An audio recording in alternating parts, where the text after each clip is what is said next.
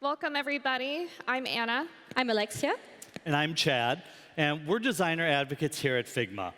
All of us come from design backgrounds, and we work with all of you out there in the Figma community to help enable your teams by sharing feedback, sharing tips and tricks and resources with using Figma. We're super excited to dive deep on building design systems in Figma, starting with a couple of core principles that we've gathered from working with the community and hope can help guide you no matter where you are in your design systems journey. We're also going to dive into a handful of insights from our experiences working in Figma and working with design systems. And we've seen a lot of great things. We've had success, and we've learned from mistakes, in both our own work and from talking with so many of you. And you can expect to walk out of this deep dive with some actionable tips on Figma features, as well as some considerations that we'd love for you to take on board your design system journeys. Awesome. Well, with that, let's start by first grounding ourselves in a couple of core principles. We want to acknowledge that we understand everyone here is at a different stage of their design systems journey. And with that means that you have different needs and challenges. But we hope that by grounding ourselves in these principles, it'll help guide you on your next steps and figure out which ideas to run with after this talk. So, going to our first principle, approach complexity with caution. Probably the biggest challenge that we've seen design teams experience is when they inadvertently introduce too much complexity. And the problem with complexity is that it means that you're going to create a more rigid design system.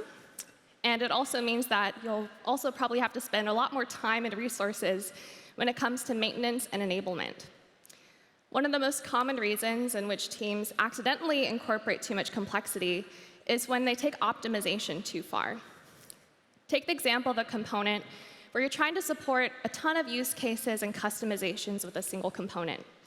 This might feel like a really great way to simplify your design system by potentially reducing the number of components that you have. But the issue with this is if you take it too far, it'll be a lot harder for your designers to understand when and where should they use this component. And what are the different overrides that you can apply in combination with it? They might spend more time trying to configure this component to fit their specific use case than whatever you had before. Another example that we've seen where teams over-introduce complexity is generally when they introduce too much to their design system. So when you're building things out in your design system, generally for teams that try to mimic larger organizations that need to support more brands, themes, platforms, et cetera, you accidentally add too much to it. And as many of you have probably experienced, it's a lot easier to create new components, styles, and variables than it is to remove ones that are already embedded in your design system. So it's a lot harder to make changes the more that you add to it. And as Nathan Curtis pointed out in a tweet, the more you add, the more diminishing returns you'll get as well. So for example, the more components you add to a library, the higher the cost and the less value each individual component will give to your consumers. So all these examples of complexity come from a place of good intention. You want to give your product designers and engineers the tools that they need, and you want your design system to be as optimized as possible. But if you take these too far, you're going to end up with more rigidity and complexity, making it hard for you to make changes and also for your users to understand how to effectively utilize your design system. Which leads me into our second principle, which is being grounded in your priorities. This is going to help reduce complexity, and your priorities are essentially going to help guide your decision-making and ensure that everything that you do to your design system aligns with what's most important to your organization. And as you know, there's some really key important things when it comes to figuring out your priorities, and they could be a bunch of different things. As Pedro Hernandez from Datadog says, it's really important to figure out what these priorities are to see what drives your design system and make decisions from there. Some examples that he gave in this little fireside chat was efficiency, helping your designers and engineers build faster. Or maybe it's consistency, creating a more consistent experience across your different features and products. Or it could be around communication, helping designers and engineers better understand each other. All of these are valid priorities to ground your design system in, and you can have multiple. But if you do, try to make sure that you have some hierarchy to help with your decision making. And something that's important too, whether you're revisiting your priorities or you're developing for the first time, is understanding that they're also going to change over time. As your organization evolves, so too should your design system and your priorities. And also, once you've identified those priorities, we've commonly seen teams use some kind of variation of the prioritization matrix. So taking your priorities and from there identifying what are some quick wins, projects we can start working on right now, what are some things that we can need to plan for more long term, and then what are some projects we can squeeze in if we have time. And the important thing about this is that this way you're going to prevent your team from becoming overwhelmed with all the possible things you could work on with your design system, and also to make sure that your expectations are realistic, that you understand what is possible within a given time frame. So your priorities are going to help you figure out what to do and when. But as for how, that leads into our third principle, which is validation before execution.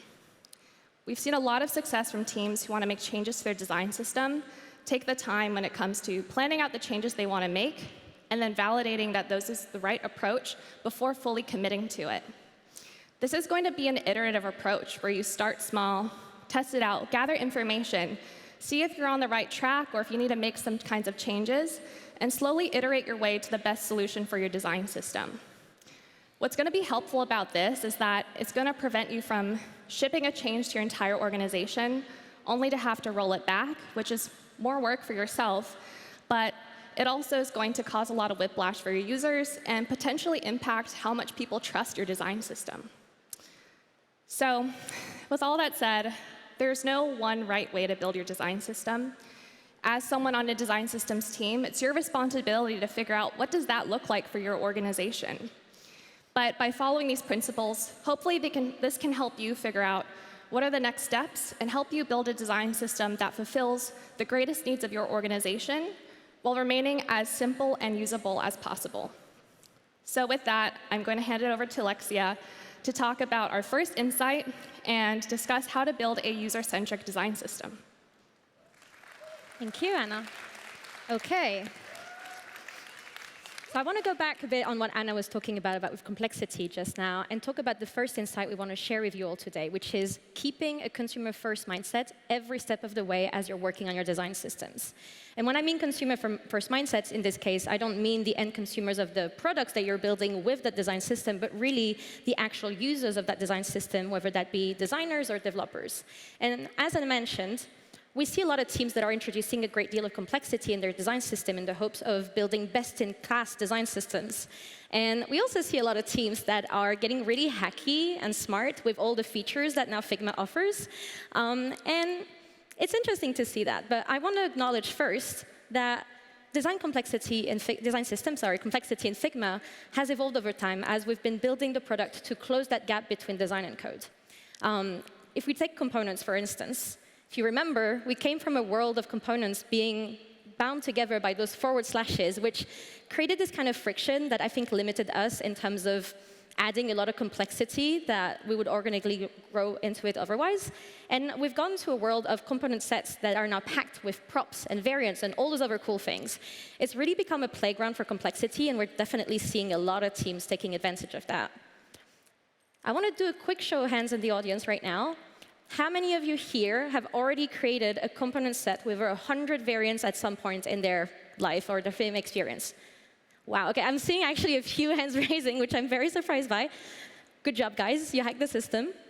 This one is more of a rhetorical question. How big do you think, because we track those things at Figma, how big do you think the largest component set in terms of amount of variants has been since last config, so since a year ago? Do you think it was about 1,000, maybe 10,000? It's actually over 20,000. And this image is not the actual component, but it's very similar in terms of scale, so just to give you a sense of that. And when we go to that deep end and we create so many options, how do our designers even know to find what they're looking for? When we go there, are we trying to just outsmart Figma and be clever in the way we're working, or are we actually just trying to be clear for our designers? And so in Figma, the thing that we would love for all of you to always think is, how can I get to my designers what they need in their workflow quickly? This can impact how you think about library structure. It can impact how you think about component structure or variable structure. And we will not have time to go through all of it today. But I do want to highlight a few mechanics in Figma that you can consider as you're moving forward. So since we're talking about large sets of variants, let's start there. If we take this very schematic representation of a component there, can we guess what it is? Is it an input? Is it a drop-down? Is it a text area? Is it a bird? Is it a plane? Is it a super component? If your component is getting to that stage where you're kind of getting not so sure what it might be, it's probably time to step back and challenge the complexity that you've been creating until that point. And I like to always challenge teams into thinking about two things when they get there, which is firstly, are you certain that for your users of your design system, all the available options behind the default version of that component is going to be crystal clear the moment that they see it, especially if the naming is quite generic. And the second one is, are you certain that every single variant inside that component set are interchangeably used in the same use cases by your designers? And if the answer to either of those questions is a no, it might be time to start considering splitting this component sets. And it's really as simple as just selecting all the options you want out, dragging them out, and rebundling them into new component sets. The links will be preserved because Figma keeps the IDs that way.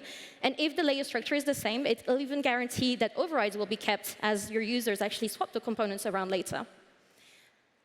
Now, if you think and you're pretty convinced that your variants all belong together, but you haven't leveraged component props yet, component props might be something that you want to look at. So for those who don't really know props that well, they're essentially a way to bring your components closer to code, and in the process, inside Figma, to reduce the size and weight by up to 50%, if not more sometimes. And when people ask us about the difference between variants and props, as advocates, we like to kind of schematize that by saying, OK, variants is really to help your designers visualize what are the different states of your design, of your components. And props are there to kind of guide them and highlight the parts where they can actually override. So things like an icon they can swap, or a text that they can change the content of. And props are great because they're very self-documenting. They're excellent for creating that extra discoverability in the design panel of your designers.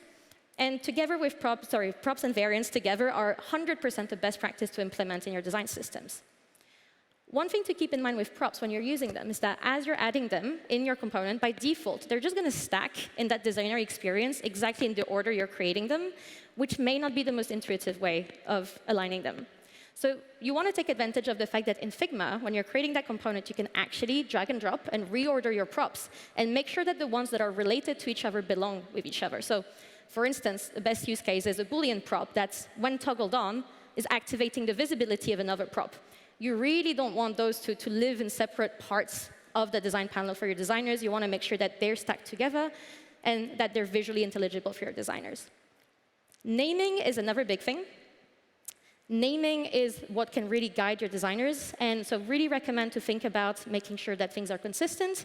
And consider leveraging things like action-based verbs or action-based namings when it comes to things like variants or booleans that are very self-explanatory as to what the intended reaction of that parameter of that component will be for your designers. OK, so at that point, let's say we've done all that. We've got some nice, lean components with props. We're happy with them. These components might end up in other slightly larger components with a bit more complexity. And when that happens, in Figma, you get the option to do what's called nesting instances. So it's a great way to bubble up every single parameter of that nested instance at the same level as the parameter of the mover component.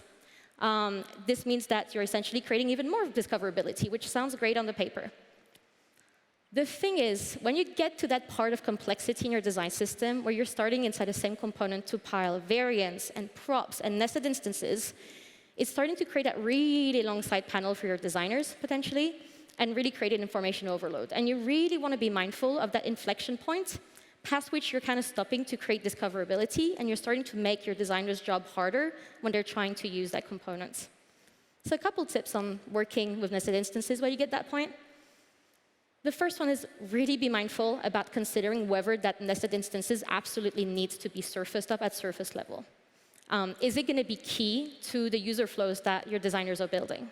For instance, if we're doing some kind of form, that check field component It's probably not going to be really needed because it's going to be toggled on by default all the time. So no need to surface that. Another thing you want to think of is, by default, if you're repeating several times the same nested instance inside a bigger component, what's going to appear in the dropdown of your designers is just the layer name. And so if that instance is repeated, it's just going to be several times the dropdown with the same name. You really want to consider actually renaming and overriding the layer name in the side panel for your designers to actually see the difference and understand a bit better what they're navigating through.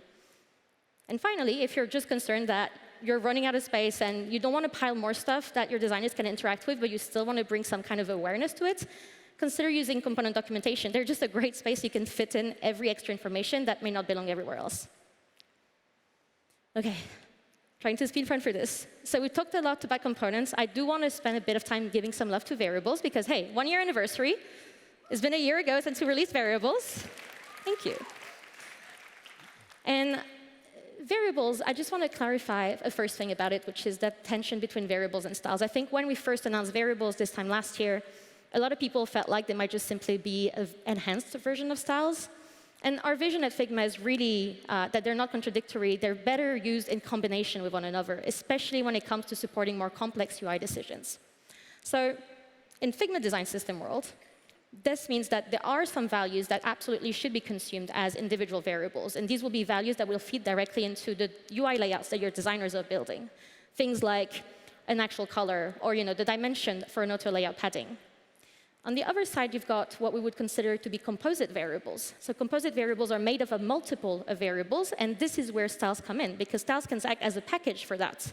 So for instance, that's like a gradient, a drop shadow, or most recently introduced, a textile. So let's talk about textiles for a bit, since this is the latest addition to our rooster. I know that a lot of you guys are very excited for textiles to finally come around when we announced for text variables to come around when we announced variables last year. When it comes to typography tokens, essentially, what you want to do is create those individual variables for each of your typography parameter inside your variables table, embed those directly into your textiles, and then you're going to publish that textiles, and it's going to be very seamless in terms of how your designers actually consume it. It's basically integrated in their existing workflows, but it's all backed up by the really cool architecture that you have in place. And if you do that, because you're the one, as a design system maintainer, creating that complex architecture, you don't want to feed that complexity to your designers, do you? So what you want to do is consider hiding any sort of back-end, quote-unquote, variables from publishing, and make sure that only the style is being fed. And when we're talking about hiding complexity, remember I just mentioned earlier, right? There will be variables that you will feed directly to your designers, like colors and number values for paddings and margins. So when it comes to those, you really want to consider using the scoping feature of Figma. If you're not too familiar with what this is essentially what it looks like. It's accessible in the options of your variable panel. And what scoping is essentially targeting the application of a specific value to specific fields within your designer interface. So for instance, if I'm scoping this border width to specifically stroke, it's never going to appear if my designer is trying to apply a numerical value on an auto layout margin. And this is really going to reduce considerably the clutter and the amount of noise that your designers are receiving on their end, allowing you to create as complex architecture on the back end as you want, but still making sure that they get only what they need, when they need, and that it's going to be consistent UIs throughout as they're building their interfaces. So to recap what we touched on, when it comes to building libraries, you really want, going back to what Anna was saying in introduction, to challenge the complexity that you're creating every step of the way, and really think about that tension between increasing discoverability for your end users, but also as you're increasing that discoverability, moving down the volume on all the noise that you might be creating by using different ways of leveraging that Figma side panel. And finally, when it comes to variables, styles, hide, and scope are your best friends. And we talked a lot about designer workflows, and I realized that design system is definitely not just about designers. Developers are part of all the decision making, and I'm going to leave it with Chad to talk a bit about developers. All right, thank you, Alexia. All right, so when we're working on design systems, whether we are the designers crafting components or we're the developers making them real through code, we need to ensure that we're communicating with one another throughout the process, that we have a two-way street of communication. This way we can get our assets to production faster and support those who utilize our design system. So we often have different ways of working, though, and different processes, different ways of communicating. Let's think about the question, who should start the work? Who here is a designer that works on a design system? All right, awesome. So we need to build and we need to design those components first, right? They have to be designed before they can be built. We want designers to start using them in their designs. It's the way it is. All right, well, hold on. Any developers in the room? Design system developers? All right, awesome. We got a few too. Awesome. So what happens when there's a change in the API? Or we need to update the code that's going to impact what designers are using. Maybe the default value is going to change from medium to large. We're going to update the code, and we'll fix the design later, right? Well, designers, did you tell the developers that the components were ready to be built? And developers, did you tell designers that this changed? Well, let's remember the importance of communication in our work. Especially with design systems where the designer and developer workflow is really one of, or if not the most important partnership. And I've experienced these benefits firsthand when you have great communication and collaboration between design and development, and I've experienced when there hasn't been such great communication. And we know from talking with developers in the community that not all teams have this today. We did a survey with 200 front-end developers across the product and design system landscape, and we published it in a report on Figma.com called Decode the Developer. Now, in that, 55% of the front-end developers said that they wish they were included earlier in the design process.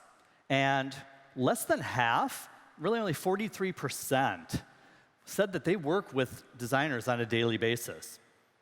So all of my fellow designers here, our developers want to work with us. They want to understand more earlier in the process. It's OK to share work early. Bring developers in and talk about potential hurdles and opportunities for alignment, especially in the design system. Should a prop name be aligned to code, or should we maybe make it friendlier in design? Or maybe code doesn't support something today that we want to add to make things a bit more clear. So let's talk about a component. Share the little details. Designers, we love pill-shaped buttons, right? Let's use our friendly little button right here. Have we thought about all the different use cases or how we might adapt it for different things? Like when it comes to internationalization and our text string gets longer, what happens? What should we have our developers do? Do we truncate the text? Do we completely switch it out for a different word? Just let it run out the side of the view? Or do we wrap it and we turn our pill-shaped button into this cute little squircle? But how about usability considerations also with the visual treatment? Are people going to understand them? Is this a tab? Is it a navigation bar? Is it linear progress steps? Do people understand the intent of our components' designs? When we share these details and why certain design decisions were made or any feedback from testing, it can help us ensure that we have that alignment as the components are being built, as well as for when consumers are using the components in their designs. Really, what I'm trying to say is that communication, it's everything. And whether it's synchronous or async, sharing knowledge and resources can help everyone get their work done. And Alexia briefly touched about using the component description fields when you are configuring components in Figma. But also for our developers, let's make sure that we are utilizing our developer resources in dev mode. This is where we can include additional information on our components, such as links to our storybook docs. Or maybe we want to put a link into our component code from GitHub and load that right up here in Figma. And the great thing about this is, even if designers are using these components in their designs and they detach that component, these dev resources are going to stay connected. So that way, as developers are inspecting designs built with these components, they're still going to have the links to the information that they need, and they can always compare back to what the component is in the design system. So designers, let's not just hand off our files to developers and hope that there's enough there for them to work with, or wait around for them to come to us and ask questions. Let's also leverage some of our resources, leverage our documentation, and use that to help elevate our conversations in partnership with our developers. At the end, I'm really just trying to say, designers, bring your developers along through the process. Developers, bring your designers into your process as well. Continually collaborate with one another throughout the building of your design system, and honestly, even in your products. After all, as Diana Mounter has said, great collaboration isn't throwing designs over a wall. It's designers, developers, and the rest of the team collaborating together. So when we talk about collaborating together, and just together, really, design systems are about people. And this is where, as people, when we share our knowledge, we share our resources, and we build collaborative relationships with one another, it's going to help everyone in the process of getting their work from design to production faster for both makers of the system and for the consumers. So now let's hand it back to Anna, who's going to share a bit more about approaches that we've seen teams take to help enable and support their organizations. Great. As Chad said, design systems are about people. And you can take this way of thinking to how you approach not only building your design system, but also educating and advocating for your design system. Which is why I want to talk about the value of building a community around your design system and how it can help you with scaling your efforts, creating a flywheel effect that helps amplify your message, and eventually, hopefully, leading to larger adoption of your design system. So the first step to building a community around your design system is identifying your champions. These people are going to be, initially, people who are already enthusiastic about your design system. Looking at how you can identify in Figma, you can look for people who have maybe left comments in your various design system and library files, or maybe they've directly made edits to them. Maybe someone created a branch and proposed a new pattern. And then you could also look at library analytics, which we're going to cover on in a bit, to see which teams are already heavily using your libraries. If that's the case, it probably means that there's someone in that team that's already advocating for your design system. And once you've identified these people, reach out to them and see if they'd be interested in helping you out in a more formalized way. And the idea is that these people's enthusiasm for your design system will help encourage others to learn more about it, adopt it, and maybe even contribute to your design system. The second group of people I think are incredibly valuable to become your champions are people who are influential. So this could be from just having a lot of respect. Maybe they were at your company for a while. Or it could be built into their role, if they're in operations or if they're a manager on a design and engineering team. They have a direct impact on their team's processes and workflows.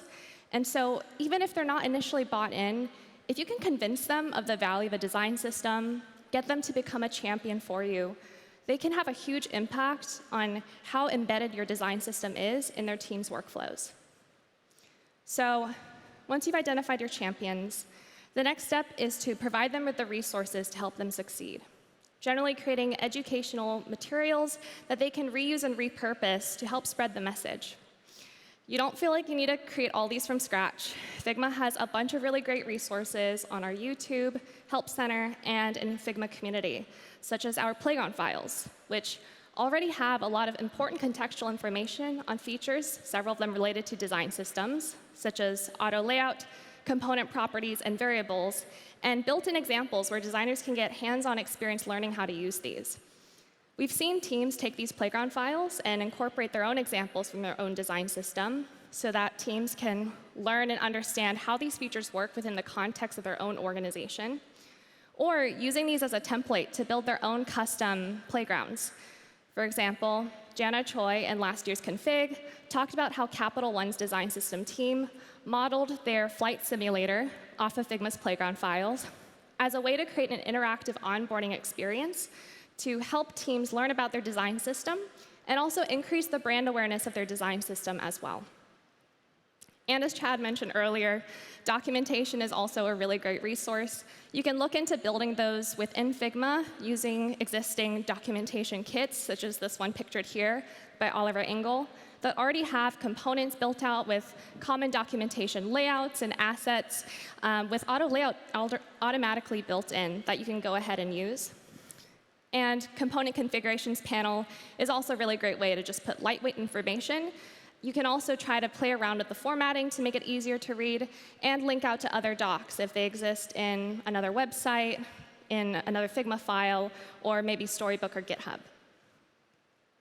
And lastly, I want to really emphasize the value of recognizing and rewarding people's participation in your community and contribution to your design system. We've seen some teams directly incorporate this into their leveling chart. So having designers who are contributing to your design system actually have it be incorporated into their performance reviews, because it does demonstrate and allow them to have a larger impact on their organization. And then there's also the option to create external signals. If it's badges or certificates, if people complete a training, if you're creating custom Zoom backgrounds or swag that people who participate in your community can wear. And it just helps them feel like they're a part of something bigger. And it also helps serve as larger visibility in creating an external signal to others and just building awareness of your design system. So I really want to encourage everybody to look outside of their design systems teams to see how building a community can help you scale your efforts in educating, advocating for, and eventually increasing adoption of your design system. And also, these champions aren't just there to advocate for you. They provide a really valuable way of creating two-way communication between your design systems team and your users. So with that, I want to hand it over to Alexia to talk more about how you can use feedback and metrics to guide the next steps of your design system. Thanks again. And we're back. OK, so let's talk a little bit about getting a sense of where you might be going next with your design systems. As Anna mentioned, if you already have an engaged community around you, and you're probably already getting direct feedback from them, which is a great place to be. Now, we often also times work with teams who unfortunately don't work that closely with their end design system consumers, and that could be for a multitude of reasons. It could be because these designers and developers are just too far scattered around their organization. It could be because there's a lack of resources. But really, when it comes to design systems, it's kind of just like user research. It's really that combination of having insights around behaviors around your design system combined with a solid sense and grounding in your design system's priorities that together bring you clarity on where you should be focusing your efforts for maximum impact, regardless of how much resources you have at your availability. And just like in user research, there's a pendulum of data that you can play with around your design systems. So on one hand, qualitative, and on the other hand, quantitative. In design system world, qualitative might feel to some like the most accessible because it's a lot of one-on-one conversations. It's a lot about digging deep into the functional needs around your design systems. And on the other hand, quantitative can feel occasionally a bit more intimidating because, you know, maths are not necessarily our best friends for everyone. And it does, however, require slightly less active engagement from your design system community, which could be interesting to some. And quantitative specifically is really about that big picture of your design system, about feeling the heartbeat of that design system. Together, just like user research, they bring the most complete picture, right? You'll get your hypothesis on one side, and you'll get the validation on the other. But really, any insight is better than nothing and better than just making decisions in a vacuum, so it's completely OK to just start wherever you have the possibility of starting. So let's talk about qualitative data real quick. There are many ways to capture qualitative data around your design systems. This can be more or less structures. This can be outside your Figma files. It can be inside your Figma files. And there isn't a better way, by the way. It's just really dependent on what kind of data you need, and this should infer where you're going to get it. In Figma, since we're, config, we're talking about Figma here, what we often see in terms of behaviors is we see people leveraging comments as external users of the design system directly onto the design system library files. And occasionally, we'll see people being even more proactive in their contribution by using branching to suggest updates. Now, I want to focus on commenting very quickly, because that's a feature that is used by many. I think it feels very accessible. Even non-designers get a feel for how it works. So it's great for asynchronous discussions in this way. But it's also extremely unstructured as a way of gathering data if you don't do anything about it. Like letting things organically pile up makes them very hard to synthesize. So if you or your team are thinking or are already using comments, we would really recommend you to think of ways where your team can better structure that qualitative feedback that you're getting. And we see, for instance, the teams at HubSpot and Hasana that have come to agreeing on specific shared vocabulary around their feedbacks that can be shared vocabulary around the priority levels of the feedback, or things like the expected actions that should come out of that feedback. Or it can be really as simple as just a color-coded emoji. And the reason we're talking about shared vocabulary or emojis is really this notion of tags that you can input directly into Figma comments. So good thing to know about Figma comments is there is a search function that scans across the entire file. If you have a design system library, any comment or any comment inside that comment thread that carries the tag will be able to be surfaced when you're doing a search through that file. And that can be a very, very easy way to set up future you for an easier access of scanning and consolidating the feedback you're getting from your users. OK, that was for qualitative feedback. Let's touch on quantitative feedback real quick. So if you're going to think quantitative feedback in the context of design systems, you're going to think yourself the questions of metrics. And metrics is a huge question that there are many, many, many smart people out there that are trying to crack around design systems. And I'm not going to pretend that there's a perfect way of measuring it. Once again, very dependent of your organization, very dependent of where you are. But it's interesting to think of metrics in design system as layers. So you definitely have that one layer of design system metrics that really is grounded directly into your organization's priorities. What Anna touched on at the beginning of this presentation regarding, is your priority about efficiency? Is it about driving consistency? And can you measure those things? There's another layer that it's also very important to look at, which is what we would call design system health. And that is more about you as a design system team building a sense of progression on your design system journey, keeping an eye on patterns and potentially anomalies that you pick up on, because these can inform the decisions that you make in terms of your next steps. And it can be things like measuring scale or adoption. And let's talk adoption for a minute, because adoption is one that we see a lot of teams trying to calculate and keep an eye on. So once again, no king metric when it comes to adoption, surprise, surprise. We see loads of teams measuring it differently, and it's completely dependent on their own context and where they are and what they're striving for. We see teams that, for instance, measure adoption by breadth. So in Figma terms, that's something as simple as maybe measuring how many teams out of the total number of teams you have are actually, yes or no, using a design system library. We also see some teams measuring adoption by depth. So that would be something in Figma context like, how much of the files being handed off to my developer is actually being covered in terms of the number of layers by design system-derived layers. And if you don't really know where to start with adoption, there are some really handy free plugins that you can leverage on community. A lot of them take the form of linting plugins, which essentially scans through the files and just tells you how much is using or forgetting to use the design system. And some of these come in with really handy metrics, even as far as percentages, which can help you give and keep an eye and monitor what's going on into your design system files. Sorry, into your actual design files, not design system files. Because if you want to pull back and have a bird's eye view and actually happening at design system level, there's this other feature you could look at potentially, which I sometimes discuss with teams, and I'm surprised that not everyone is aware of it. But if you want, here it is. This is the new entry point in the new UI. It's called Design System Analytics, accessible from any design system library that is published on Figma. And when you open it, it gives you essentially a very quick overview at a glance of what the usage is looking like, which teams, importantly, are you actually using your design systems. And if you want to leverage that data and start getting a bit manual with it, you can also export it as CSV, which can be really handy. Now, all this might still feel a bit basic for some. There are people out there with much more advanced data need than just that. And if you're part of those teams, then you're going to probably start thinking about APIs. And at Figma, we have an API called the REST API. There's this really good article by Pinterest, the Pinterest team, that dates from a little bit over a year ago now, where they detail how they actually leveraged Figma's REST API to essentially build fully custom dashboards that are tailor-fit to their specific ways of measuring and tracking adoption in their teams. And that article, as I said, is from a little bit over a year ago. Since then, 2 months ago, we just announced at Framework that we're adding some more design system analytics endpoints into the REST API. So we're really, really excited to see what the most nerdy teams out there are going to do with all those new ways of measuring data potentially in our APIs. Okay, I hope with this brief overview, I've given you a sense of how Figma might be able to help you capture data, whether it's qualitative or quantitative, because really being data-driven is not only just about driving more impactful decision-making on where you're going next with your design systems, but it's also going to help you build trust and build the perceived value of your design system in your organizations by unlocking things like reporting. And once we know roughly where we're going next, then the next question is, how the heck do we get there? And Chad is going to talk a bit about that. All right, thank you again, Alexia. So the great thing about data is it tells us what's going on.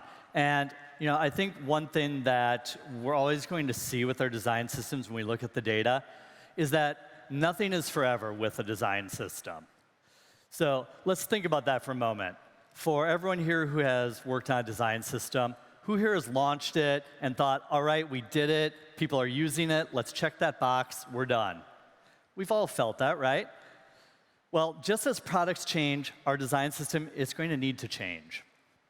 It's going to be an ongoing journey because we're going to have to eventually support new use cases, maybe new technology, or we might need to address components and patterns that become less and less used.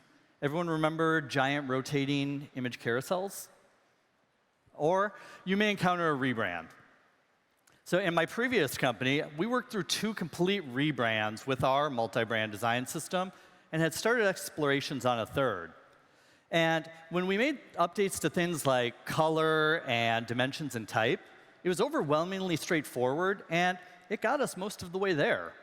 But there were still challenges for consumers of the system to fully inherit or implement due to design overrides, custom patterns to address unique use cases, or entirely different code bases used across products. Maybe you've experienced this as well.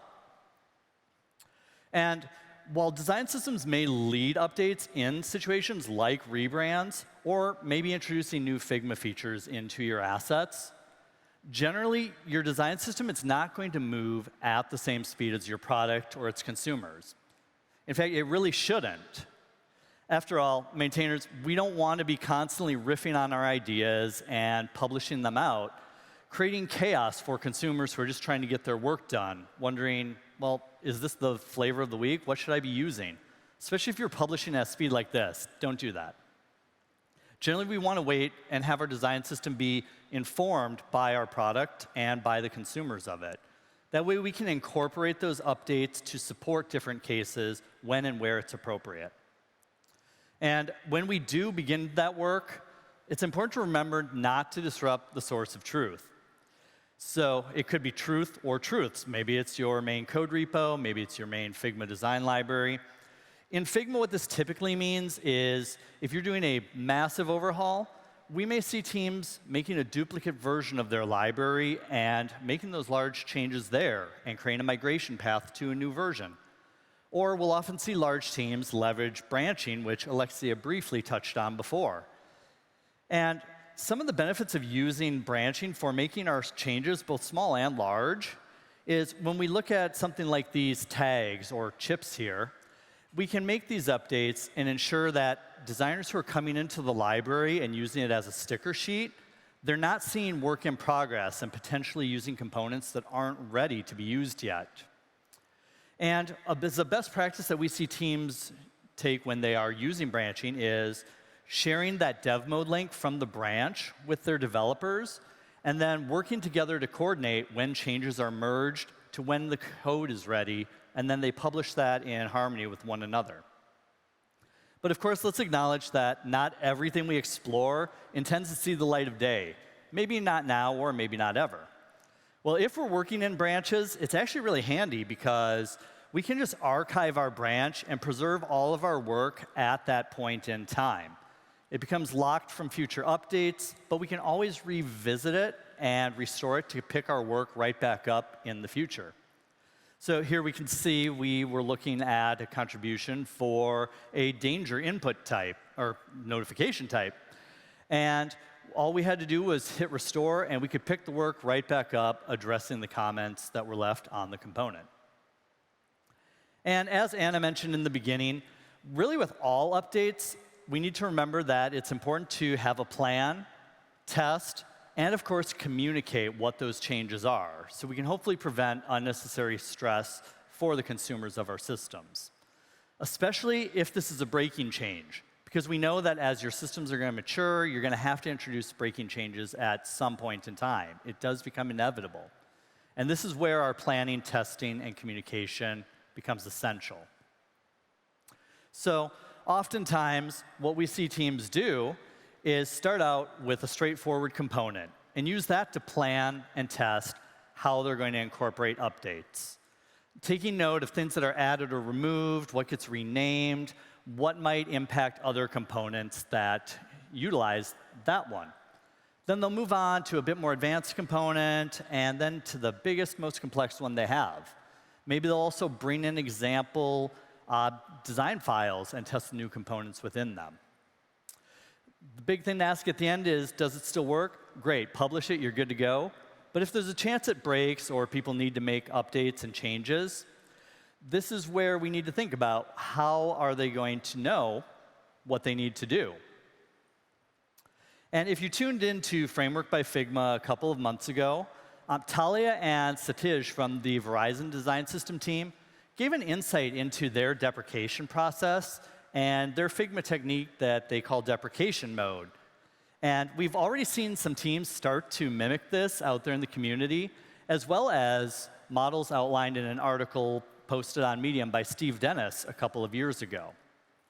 And both of these really outline great approaches, and we've seen teams start doing these where they leverage component naming and introduce visual references such as components or shaded areas that need to be updated, making it easy to identify what needs to be updated and switch to something new.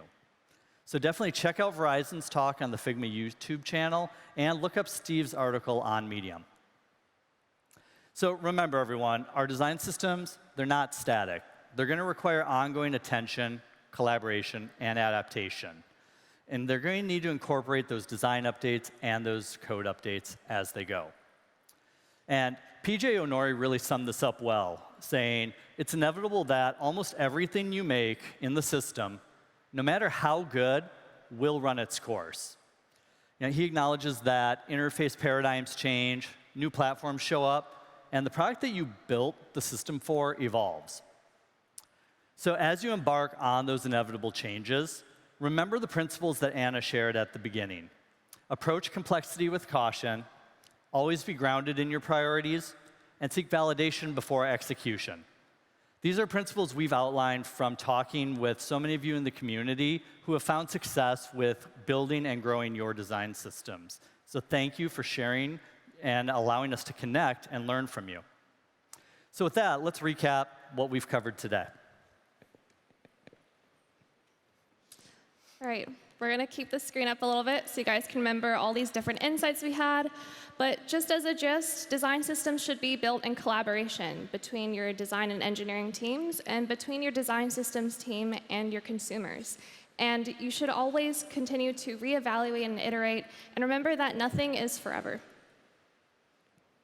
And as we wrap up, we just want to take a minute to thank everyone out there in the design system community who is out there sharing resources, publishing articles, publishing plugins, publishing files. Know that every article, plugin, file, whatever resources you put out there, we see it, we appreciate it, we share it around us with other teams. So thank you so much for doing that. And in the spirit of sharing, we've left a little link that should bring you to a design file where we've actually input all the resources that we touched on throughout the presentation.